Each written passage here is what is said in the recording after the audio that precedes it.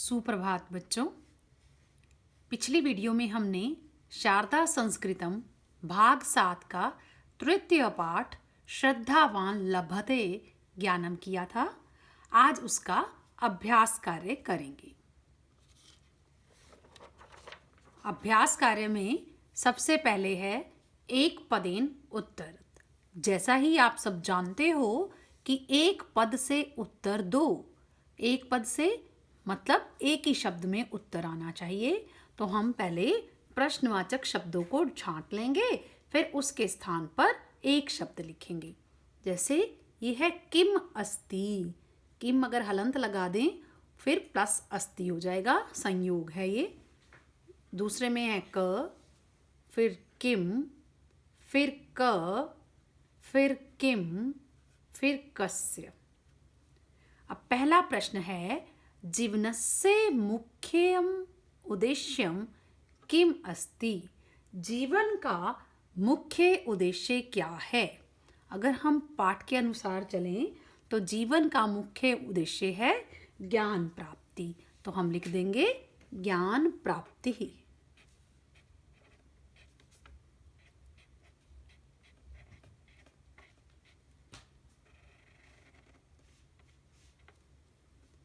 क सर्वत्र पूज्यते।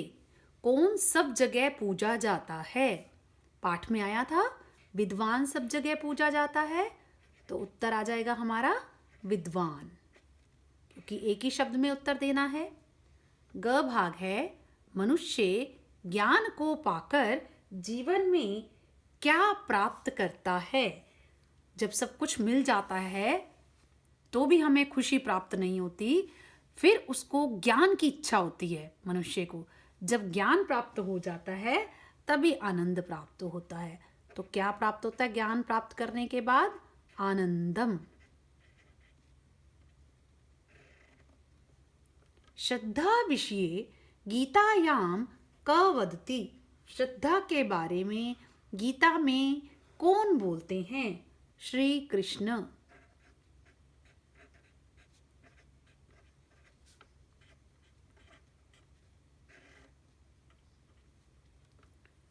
श्रद्धावान किम लभते। श्रद्धावान को क्या प्राप्त होता है या श्रद्धावान क्या प्राप्त करता है? ज्ञानम।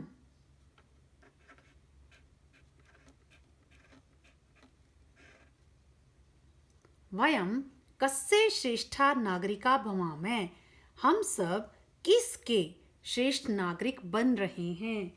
देश के, देशस्य।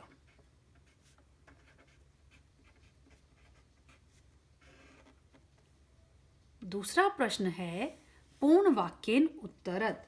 पूर्ण वाक्येन से अर्थ है पूर्ण वाक्य से उत्तर देना। तो पूर्ण वाक्य से उत्तर दो। क है इसमें मनुष्य कथम स्वजीवनम जीवति। मनुष्य कैसे अपना जीवन जीता है? सबसे पहले मनुष्य क्या करता है? जीवन भर ज्ञान को अर्जित करता है, फिर उस अर्जित ज्ञान के ही आधार पर अपना जीवन जीता है। यही पाठ में आया है, तो हमें वही लिखना है। मनुष्य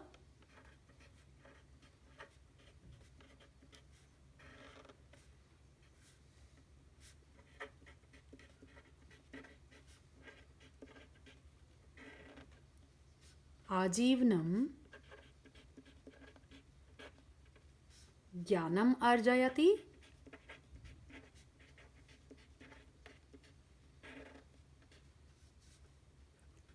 तस्य अर्जित ज्ञानस्य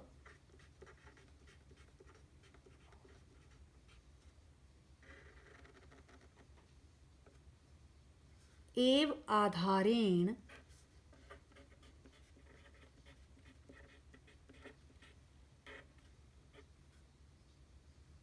स्वजीवनम जीवति।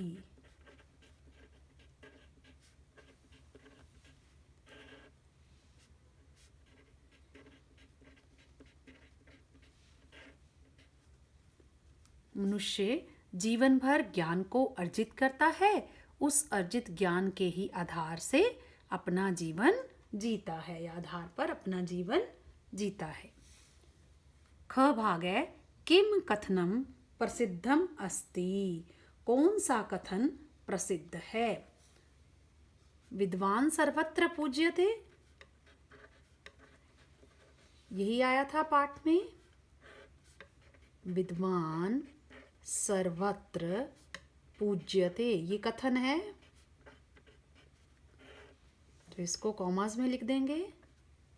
विद्वान सर्वत्र पूज्यते एतत् कथनम प्रसिद्धम अस्ति। यह कथन प्रसिद्ध है।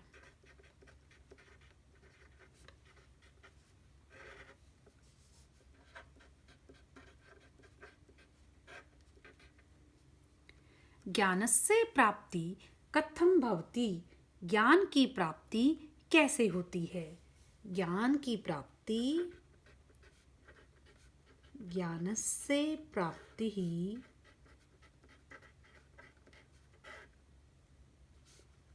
गुरो आचार्यस्य वा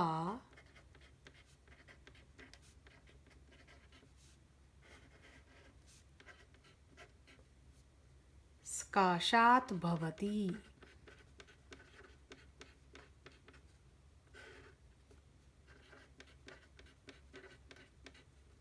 ये आया आपका कथम के स्थान पर गुरु से लेकर सकाशात तक, अर्थात ज्ञान की प्राप्ति गुरु या आचार्य के पास होती है। अस्मिन् लोके ज्ञानेन किम प्राप्यते। इस संसार में ज्ञान से क्या प्राप्त होता है?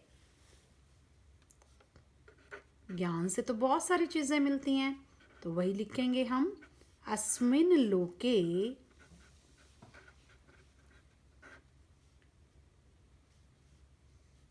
धनम, पहले ये लिखेंगे ज्ञान से कहा है ना, तो ज्ञानेन क्या मिलता है? धन, धनम, वैभवम, प्रतिष्ठा च, और प्रतिष्ठा प्राप्त होती है। प्रतिष्ठा च प्राप्यते। इस संसार में ज्ञान से धन, वैभव और प्रतिष्ठा प्राप्त होती है। श्रद्धा के विषय में श्रद्धा विषये श्री कृष्ण गीतायां किम वदति। श्रद्धा के विषय में श्री कृष्ण ने गीता में क्या बोलते हैं? श्रद्धा के विषय में श्री कृष्ण क्या बोलते हैं? वही जो आपने श्लोक की एक पंक्ति दी हुई थी, वही आपको लिखनी है। तो क्या लिखेंगे? श्रद्धा विषये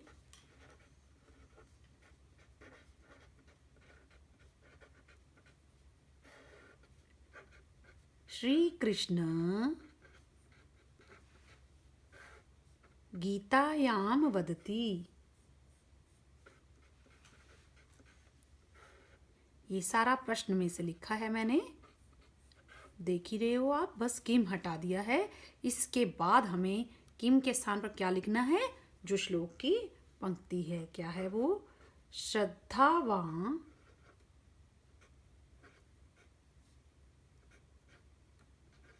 लभते। श्रद्धावान लभते है ना, ये इसकी संधि छेद कराया था मैंने।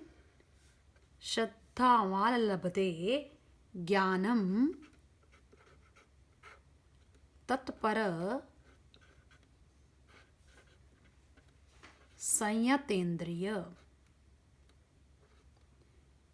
संयतेंद्रिय में भी संधि है, संयत प्लस इंद्रिय, गुण संधि है ये, संयत और इंद्रिय। तो श्रद्धा के विषय में श्री कृष्ण गीता में बोलते हैं कि श्रद्धावान और जितेंद्रिय व्यक्ति अर्थात इंद्रियों को वश में करने वाला व्यक्ति ज्ञान को पाता है। तो आगे चलते हैं। तीसरा प्रश्न है स्थूल पदानी आधृत्य प्रश्न निर्माणम कुरुत। स्थूल पदों को आधारित करके प्रश्न निर्माण कीजिए। तो अब स्थूल पद कौन से हैं? ज्ञान परंपरा। पहले में है ज्ञान परंपरा। अब ज्ञान परंपरा क्या है? स्त्रीलिंग है, स्त्रीलिंग प्रथमा एक वचन है। तो क्या आ जाना चाहिए ज्ञान परंपरा के स्थान पर? हमें किम शब्द रूप का स्त्रीलिंग प्रथमा एक वचन लेना होगा। तो का के का होता है, तो हमें क्या लेना है? का। तो पूरा बाकी हमें वैसे का वैसे लिखना है। अस्माकं देशे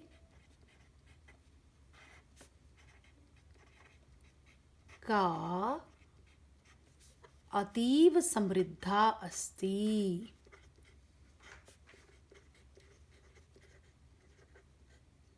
ऊपर लिख रही हूं मैं, अंत में प्रश्न चिन्ह।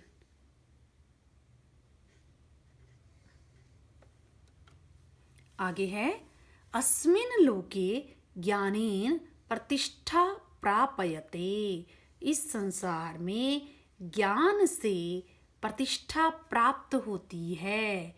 तो तृतीया एक वचन है ज्ञानेन, तो किम की भी तृतीया एक वचन हो जाएगी, केन हो जाएगा ज्ञानेन के स्थान पर अस्मिन् लोके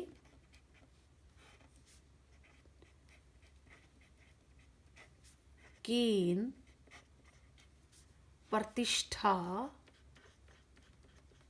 प्राप्यते। अंत में क्वेश्चन मार्क, प्रश्न चिन्ह लगाना है प्राप्यते के बाद। दिखाई ना दे रहा हो तो भी आपको ध्यान रखना है, प्रश्न निर्माण में हमेशा अंत में प्रश्न चिन्ह, और सिर्फ यही शब्द बदलने हैं आपने प्रश्नवाचक शब्दों में। बालकः विद्यालयम् आगत्य कलहम करोति। बालक विद्यालय आकर झगड़ा करता है। कलहम करोति तो नपुंसकलिंग है, प्रथमा एक वचन है। तो यह कलह को द्वितीया कह लीजिए, तब भी किम के का नहीं होना है। कलहम कलहे कलहा नहीं होना है, तो किम ही आ जाएगा। बालक विद्यालय आकर कलह करता है, कलह को करता है, द्वितीया है ये, तो किम आ जाएगा। किम द्वितीया भी होती है। बालक विद्यालयम आगत्य, मैं नहीं लिख रही पूरा क्योंकि दिखाई नहीं देगा। कलहम के स्थान पर आप लिख देंगे किम करोति। अंत में प्रश्न चिन्ह। यहाँ क्या आना है? विद्यालयम आगत्य। आगे है आदर्शः बालकः मातरं पितरं च नमति। अब आदर्श बालक माता पिता को नमस्कार करता है। कैसा बालक, अर्थात विशेषण है ये, तो हमें क्या कहना है? कीदृश बालक मातरं पितरं च नमति।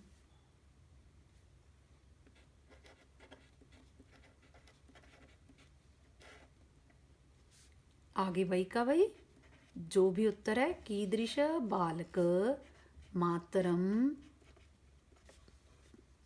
पितरं च नमति। अंत में प्रश्न चिन्ह। आगे है वयं सर्वदा पठने मग्ना भवेम। हमें हमेशा पढ़ने में मग्न रहना चाहिए। सर्वदा हमेशा तो मतलब कदा, कब, अव्यय है ना, सर्वदा भी अव्यय, तो कदा आ जाएगा। वयं कदा पठने मग्ना भवेम। अंत में प्रश्न चिन्ह। वयं देशस्य श्रेष्ठा नागरिका भवेम। हम देश के श्रेष्ठ नागरिक बने, या हमें देश के श्रेष्ठ नागरिक बनना चाहिए। देश के षष्ठी एक वचन है, तो कस से आ जाएगा किम की षष्ठी एक वचन। वयं कस्य श्रेष्ठा नागरिका भवेम। अंत में प्रश्न चिन्ह। तो ध्यान दीजिए, ये जगह की कमी के कारण ऐसा लिखा है। यहाँ विद्यालयम आगत्य आएगा और इसमें पितरम च आएगा और सब में अंत में प्रश्न चिन्ह लगाना है। आगे है रिक्त स्थानानि पूरयत, रिक्त स्थानों को पूरा करो। तस्य डैश, पहले हम अर्थ समझ लेंगे, उसके साथ ही साथ हमें पता चल जाएगा कि डैश के स्थान पर क्या आना है। तस्य डैश एव आधारेण स्वजीवनम जीवति, उसके डैश पर ही, उसके डैश के ही आधार पर अपना जीवन जीता है। उसके किसके? अर्जित ज्ञानस्य, अर्जित ज्ञान के ही आधार पर करता है ना, प्रश्न में भी आया है। अर्जित ज्ञानस्य, अर्जित ज्ञान से आएगा साथ में, ऊपर लिख दिया है तस्य अर्जित ज्ञानस्य एव आधारेण स्वजीवनम जीवति। यहाँ दोबारा से लिख देती हूँ अगर समझ ना आए तो। अर्जित ज्ञानस्य,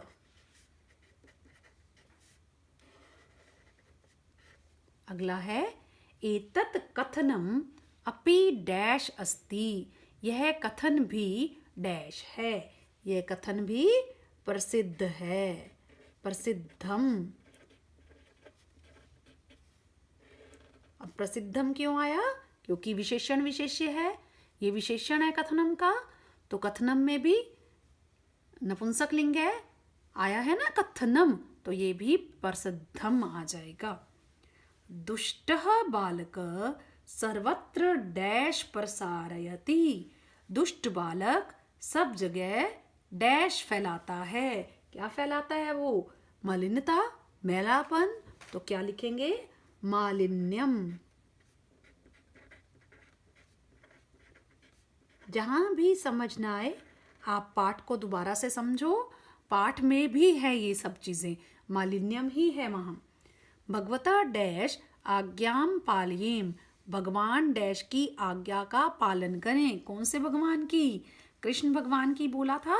भगवत श्री कृष्णस्य, श्री कृष्णस्य भी विशेषण विशेष्य है, वैसे भी काके की षष्ठी है, तो इसी वजह से आया है। भगवता में भी षष्ठी, श्री कृष्णस्य में भी षष्ठी। आदर्शः बालक सर्वदा डैश वदति, आदर्श बालक हमेशा सत्य बोलता है। सत्यम, सच बोलता है ना, तो सत्यम आ जाएगा। आगे चलते हैं।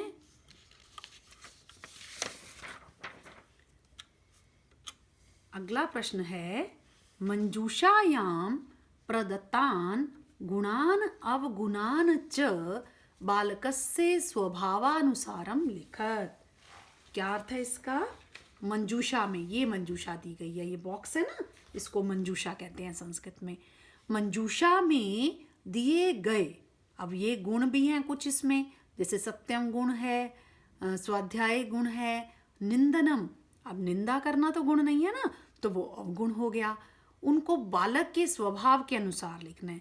जो श्रद्धावान बालक हैं उसमें तो सारे गुण होंगे, और जो अश्रद्धावान बालक है वो सारे गलत कार्य करेगा, जैसे मलिनता फैलाना, निंदा करना, चोरी करना, झगड़ा करना, ये सारी किसकी विशेषताएं होंगी? किसका स्वभाव होगा? अश्रद्धावान बालक का। तो हम एक एक शब्द यहाँ से लेंगे और हम बताएंगे वो कि श्रद्धावान बालक का स्वभाव है या अश्रद्धावान बालक का स्वभाव है। सबसे पहले सत्यम, सच कौन बोलता है? श्रद्धावान बालक, इसलिए सत्यम श्रद्धावान बालक में आ गया। स्वाध्याय, स्वयं पढ़ाई करना, स्वाध्याय करना, अपने आप पढ़ना, तो ये है स्वाध्याय, ये भी श्रद्धावान बालक करता है। निंदनम, निंदा करना, अश्रद्धावान बालक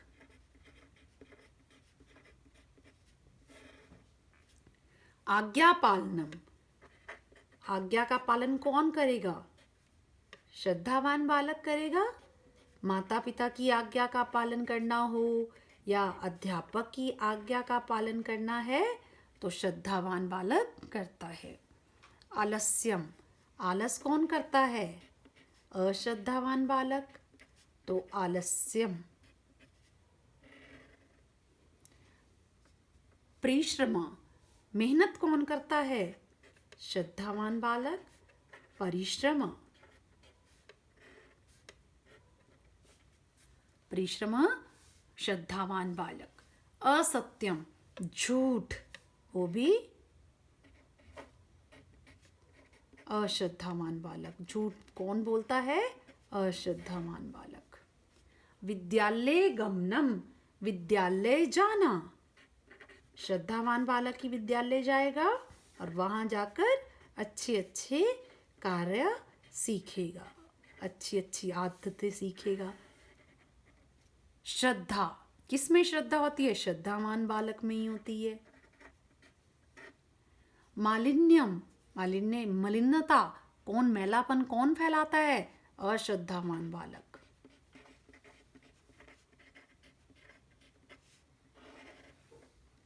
ज्ञानम, ज्ञान को कौन प्राप्त करता है? श्रद्धावान बालक। चौर्यम, चौरी, अश्रद्धावान बालक।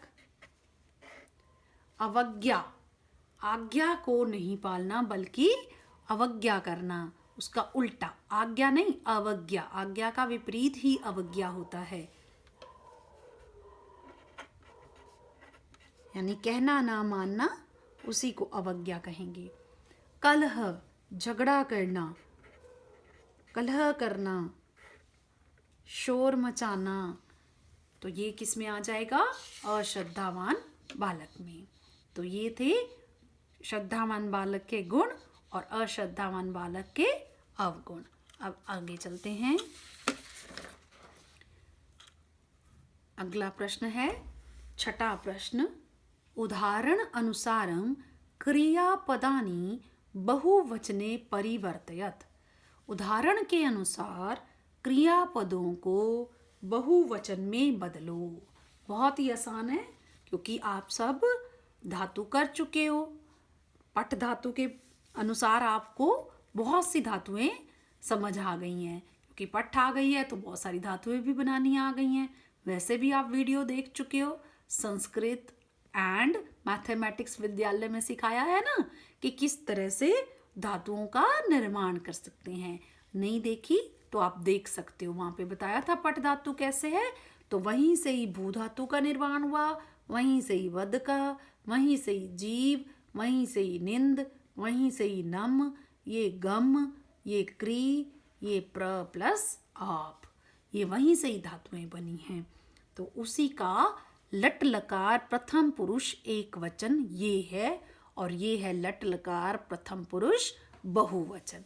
ये प्रथम पुरुष एक वचन है तो हमें बहुवचन में बदलना है। जैसे भवती का भवंती बना तो वदती का वदंती।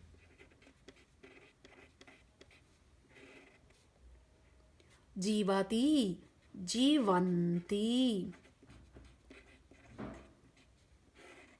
निंदाती निंदन्ति। नमति नमन्ति। गच्छति गच्छन्ति। करोति कुर्वन्ति। प्राप्नोति प्राप्नुवन्ति।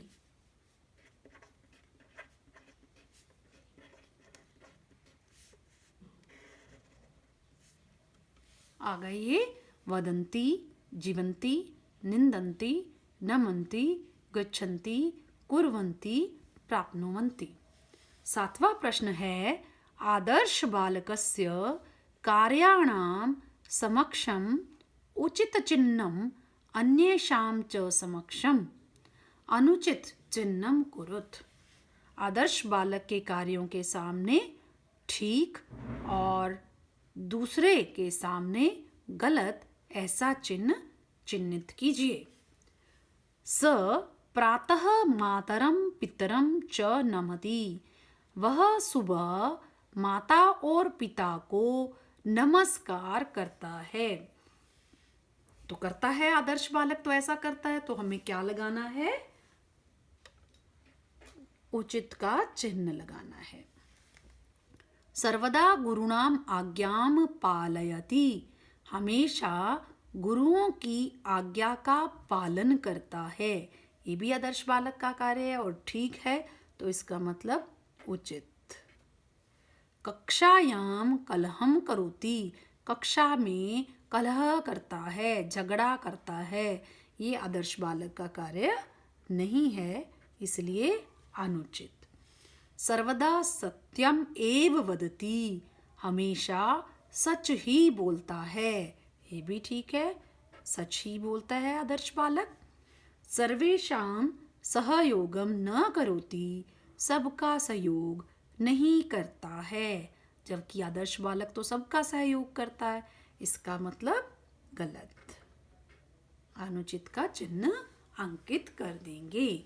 तो इस तरह से ये 7वां प्रश्न उचित और अनुचित के चिन्ह से चिन्हित करना है। तो यहीं पर ही अभ्यास कार्य की समाप्ति है। कहीं पर भी कोई भी कठिनाई आती है तो आप कमेंट करके पूछ सकते हो। धन्यवाद।